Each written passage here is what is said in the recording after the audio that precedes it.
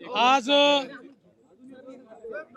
अतिशय आनंदाची गोष्ट आहे की प्रधानमंत्री आवास योजनेच्या अंतर्गत यावर्षी आपल्याला केंद्र सरकारने 6.5 लाख घरं मंजूर केली होती।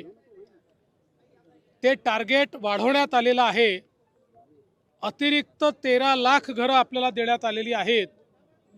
एकूण आपण विचार केला तर जवळपास यावर्षी केंद्र सरकारच्या वतीनं महाराष्ट्रातल्या गरिबांकरता, कच्च्या घरात राहणाऱ्यांकरता, बेघरांकरता एका वर्षात 20 लाख घरं देण्याची अनाउन्समेंट आत्ताच केंद्रीय ग्रामविकास मंत्री आदरणीय शिवराज सिंग चौहान साहेबांनी केलेली आहे।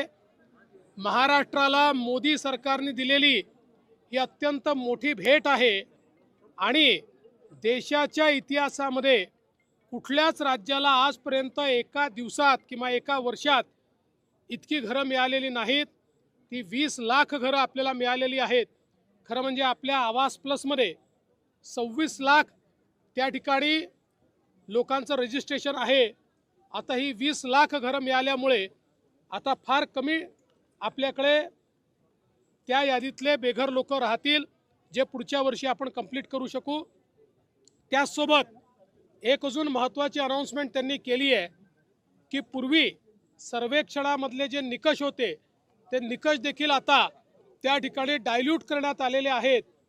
ज्यांची नावं सुटली होती आणि जे खरे बेघर आहेत, मग ते शेतकरी असो, महिला असो, अशा सगळ्यांना नव्या सर्वेक्षणामध्ये त्या ठिकाणी इन्क्लूड करण्यात येणार आहे। ती जी यादी बनेल त्या यादीतल्या लोकांनाही येत्या 5 वर्षामध्ये घरं द्यायची हा निर्णय माननीय मोदीजींनी केलेला आहे आणि तोच संकल्प आज शिवराज सिंग चौहान साहेबांनी या ठिकाणी सांगितला आहे।